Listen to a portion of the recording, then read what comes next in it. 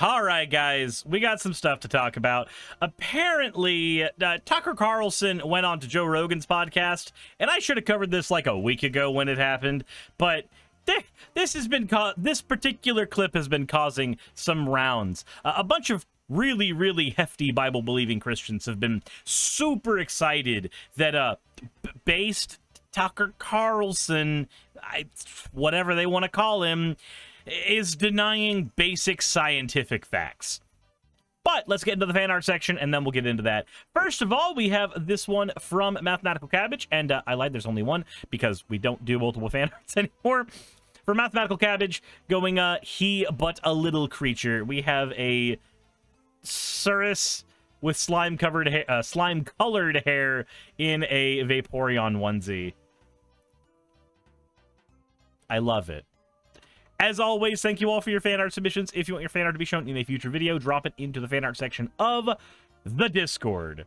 With that said, let's go ahead and get into this right here. This is Joe Rogan talking to Tucker Carlson, and I found this because Bible Radio was like, Tucker Carlson denies theory of evolution on Rogan's podcast. Rocket emoji, rocket emoji, rocket emoji. Evolution theory violates physics. It really doesn't, though, but okay. Cares about you, you're important to the people around you. But if we don't think people are important, then what do we think is important? I guess that's what I'm saying. Not necessarily that we don't think people are important, but if evolution is real, and if there is this constant, I don't know, but it is though. So, okay, look. But evolution is, yes, I know.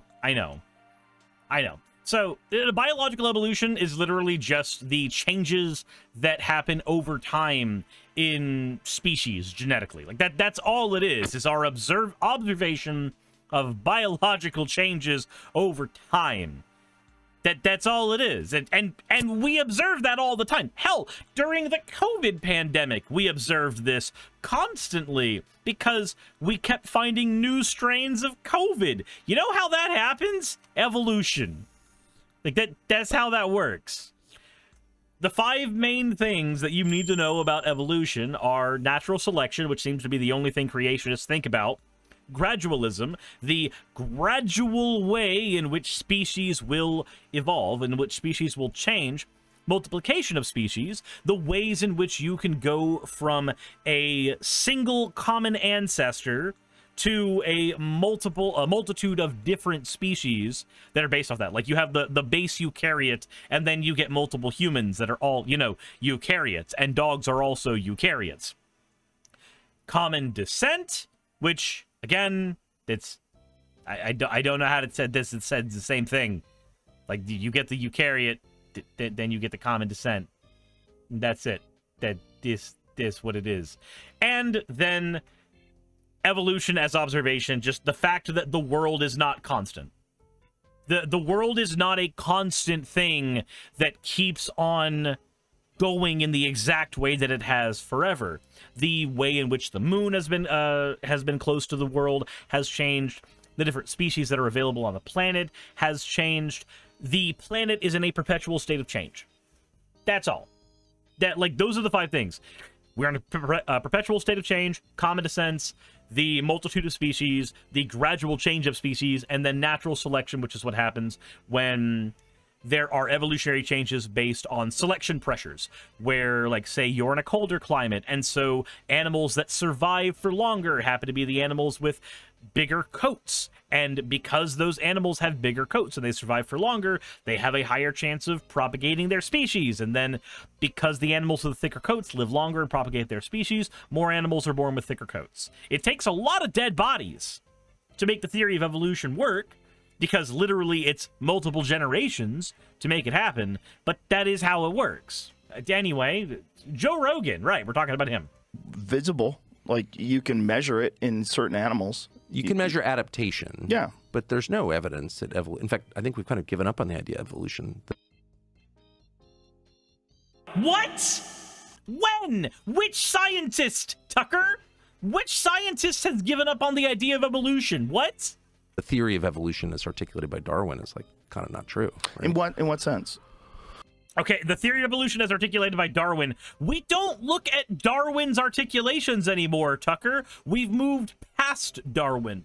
We've taken the things that Darwin was right about, and we've moved on. Like, that's not saying Darwin was wrong. That's saying Darwin was on the right track, and we kept the train going. Well, in the most basic sense, the idea that, you know, all life emerged from a single cell organism and over time, and there would be a fossil record of that, and there's not.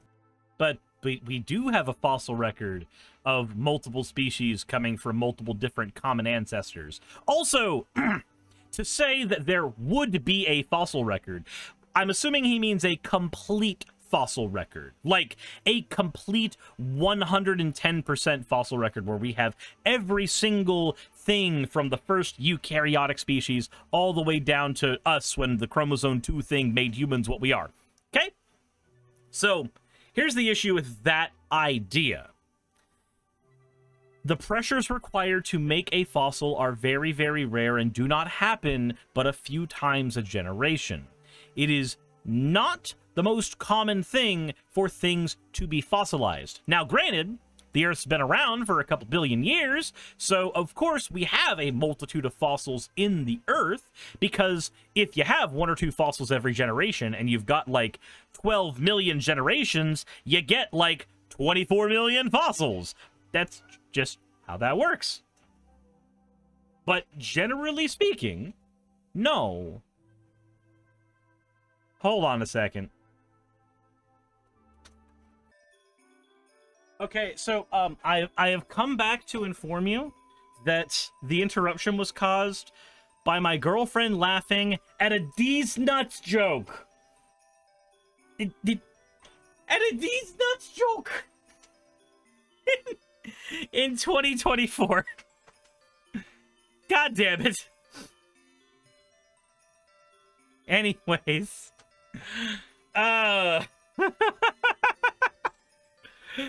Okay. But anywho, yes, we have a fossil record dating back very, very far, but we don't have a complete fossil record, as it were, because the chances of us having all of the prerequisites in every generation to have a fossil that we can find of every single organism, every single one dating back that far, I'm sorry, that's just not going to happen. Not with the very, very small chance of fossils forming in the first place. But let's continue. And there's not a fossil record of transitionary species, like species that are adapting to its environment. There's tons of record of adaptation, and you see it in your own life. I mean, I have a lot of dogs. I see adaptation in dogs, you know, through the... Sure. Tucker Carlson famously sees evidence of evolution. Famously denies it. Litter to litter. But no, there's no evidence at all that, none, zero, that, you know, people, you know, evolve seamlessly from a single cell amoeba. No, there's not. There's no chain in the fossil record of that at all. I mean, you're right. People didn't evolve from an amoeba, because an amoeba is a different section of that tree, as far as I'm concerned. Now, maybe Gutsit Gibbon is going to correct me on that one. But as far as I know, no, we did not. We as humans did not evolve from amoeba, but we did evolve from single-cell eukaryotic organisms. And that's why you don't actually hear people, you hear them make reference to evolution, because the theory of adaptation is clearly, obviously true. But Darwin's theory's totally that's why it's still a theory almost 200 years later, you know? Tucker, no! God, what a freaking idiot. Okay, so everybody here understands the difference between a theory in nomenclature and like a theory in science, right? We all understand the difference. So when you and I say theory, we generally mean what a scientist would call a hypothesis. Right? Like, we get that, right? I sincerely hope we get that, because otherwise, please go back to school and learn what the hell a bibliography is. Some of you don't know how to source shit. But Yeah, in layperson speech, a theory is identical to a hypothesis. It's at best a guess, and at most it's an informed guess. In science, though, a theory means a body of facts. That's what that is. It is a body of facts. That's what. I'm sorry, but look, we're just gonna go ahead. I am incorrect. It's even worse for Tucker. A scientific theory is an explanation of an aspect of the natural world that can be repeatedly tested and corroborated in accordance with the scientific method, using protocols of observation, measurement, and evaluation of results. Sorry, it's not just a body of facts, it's the ability to repeat that experiment over and over and over again and get the same results every time, which means it's most likely fucking true. That's what that is. That's what a theory is. This is why it's okay to be... Yes, Brutus Magnuson. This is why it's okay to be pedantic with scientific terminology. It's okay to be pedantic with scientific terminology, because if you're not, then you fall into this little trap. That's why it's still a theory. That's why it's still a theory. A Tucker theory. No, we've not found that at all. And I can't even guess. I mean, I have my own theories on it, but they're not proven. What are you? Oh, of course, you have your own theories. A different usage of the word theory than scientists use. Also, Tucker, what are your credentials? Because from where I'm standing, the credentials of Tucker Carlson are microwave lunches, TV dinners, Fox News anchor. None of that sounds like scientists. Your theories. God created people, you know, distinctly, and animals. I mean, I think that's like, I think what every person on Earth thought until the mid-19th century, actually. Right, but it's not a new idea. Ah, yes, atheists famously only existed after the 19th century. But famously. Talk about swallowing all the propaganda on your own. I'm fairly certain that we can find evidence of atheism, or at least agnosticism, going back pretty far away. But okay. They didn't have computers. They didn't have a general understanding that we have today of the process. Do you think we understand more? Yes. The first known explicit atheist was the German critic of religion, Matthias Nutzen. I'm pronouncing that incorrectly, probably. Yarakora will kill me. In his writings in 1674. That sounds like not 19th century. That sounds further back than that. Anyway. No? Yes. Really? You don't think that we understand more today? We understand way less. We understand so little that we understand less. We have better technology. We have better research methods. We have more people doing research. We have entire schools based on learning this stuff. But no, suddenly we understand less. Actually sitting here allowing like a bunch of greedy, stupid, childless software engineers in Northern California to like flirt with the extinction of mankind. Why does it matter that they're childless? Why does that part matter? Why does it matter at all that they're childless? Oh my god. Anyway, now the funny thing to me is that the actual person, sorry, I know why he said childless. I know the exact reason why he said it. It's because he wanted to make the idea that people who don't have children are okay with destroying the world. Anyway, it should be noted that the type of cares person... about you, you're important to the people. Okay, thank you, Autoplay. The person who designed Autoplay needs to be garroted and strung up for pleasure. I'm sorry. No. Fuck Autoplay. Fuck it to high hell. Anywho...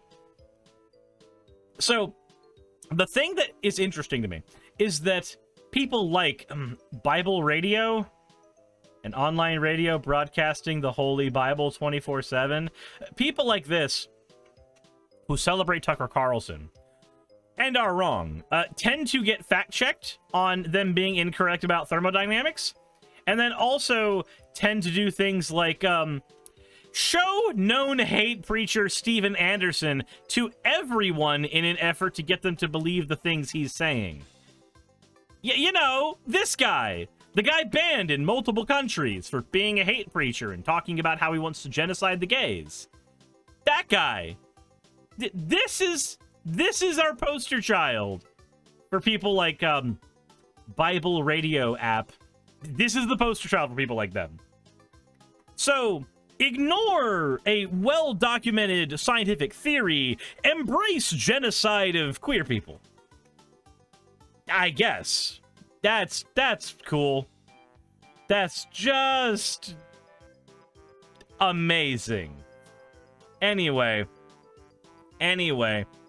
Also, you know what's funny?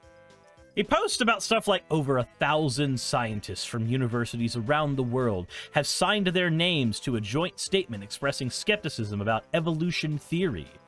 All right? We are skeptical of the claims of the ability of random mutation and natural selection to account for the complexity of life. Careful examination of the evidence for Darwinian theory should be encouraged. Now, you know what's funny?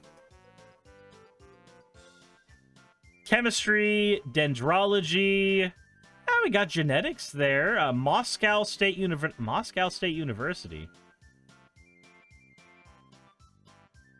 Yeah, I have no idea if that has any correlation here.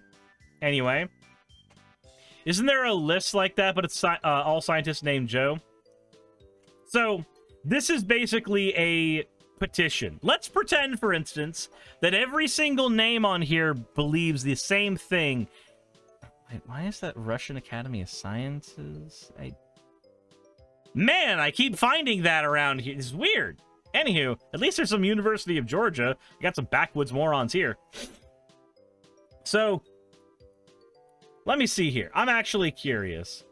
It says over 1,000 scientists, but I'm not seeing this. I'm not seeing 1,000 scientists. Let's see if we can kind of get 1,000 here. That's not 1,000. That's like 10. What? Hold on. The statement, okay. There's the statements within here that it says that. The statement was drafted and circulated by Discovery Institute. Oh! It's by the Discovery Institute. Oh, so it's all fucking bullshit. Oh, okay. Okay. So for those who don't know, the Discovery Institute is a propaganda mill meant to sell young Earth creationists to people. That's what it is. That's what it's been for years. Anubian says, whom the fuck is the Discovery Institute? Yep.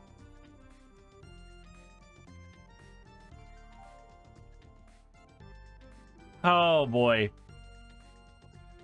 So their entire thing is attempting to inject intelligent design or creationism, depending on which legal word they're allowed to defend at the time, depending on how many trials they've lost in the Supreme Court in the United States. Their entire idea is being a non-profit think tank that tries to get that shit put into our schools. It has a lot of its goals set out in what's called the Wedge document that was put out in 1999.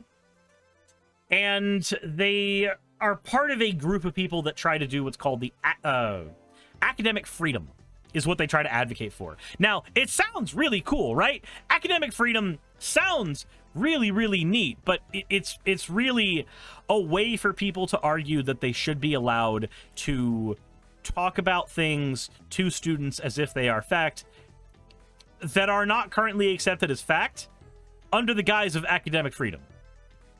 The freedom to be wrong and tell students wrong things.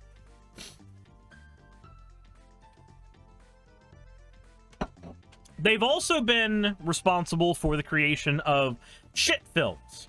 Films that have only one goal, and that is to shock you into believing something incorrect. One of them was called Human Zoos, Americans' Forgotten History of Scientific Racism, which places blame for contemporary racism on Charles Darwin and evolution. Yes, I'm reading from a wiki about things. No, I don't have any of this memorized. Yes, they are a shit organization.